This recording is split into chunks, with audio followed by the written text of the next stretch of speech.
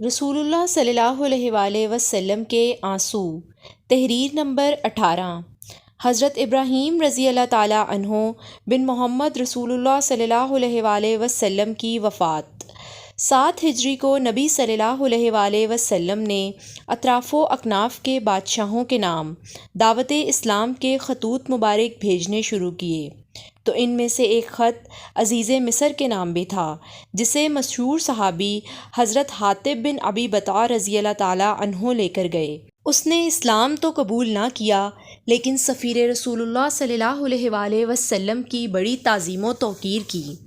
جب حضرت حاطب رضی اللہ تعالیٰ عنہ واپس آئے تو اس نے 2 قبطی لڑکیاں ان کے ساتھ کر دیں کہ میری طرف سے رسول اللہ صلی اللہ علیہ وآلہ وسلم کی خدمت میں نظر کی جائیں۔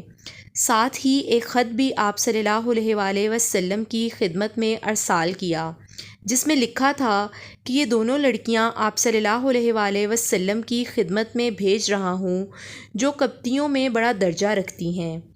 یہ 2 لڑکیاں حضرت ماریہ قبطیہ رضی اللہ تعالیٰ عنہا اور حضرت سیرین رضی اللہ تعالیٰ عنہا تھیں۔ واپسی پر راستے میں حضرت حاطب رضی اللہ تعالیٰ عنہ کی تبلیغ سے یہ دونوں مسلمان ہو گئی تھیں۔ اللہ تعالیٰ نے ان کو حسن سیرت اور حسن صورت دونوں خوبیوں سے مزین کیا تھا۔ حضرت حاطب رضی اللہ تعالیٰ عنہ نے ان کو حضور صلی اللہ علیہ وآلہ وسلم کی خدمت میں پیش کر دیا۔ رسول اللہ صلی اللہ علیہ وآلہ وسلم نے حضرت سیرین کو حضرت حسان بن ثابت کی ملک یمن میں دے دیا اور حضرت ماریہ قبطیہ کو اپنے حرم میں داخل کر لیا۔ 9 ہجری میں حضرت ماریہ رضی اللہ تعالیٰ عنہا کے بطن سے حضرت ابراہیم رضی اللہ تعالیٰ عنہ پیدا ہوئے۔ ابھی ایام رضاعت بھی پورے نہ ہو پائے تھے کہ تقریباً 9 یا 18 ماہ کی عمر میں آپ خلد بری کو سدھارے۔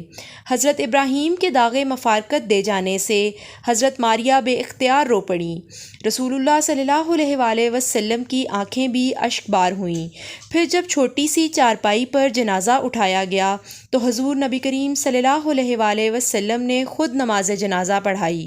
جب قبر تیار ہو گئی تو آپ سر قبر کھڑے ہو گئے۔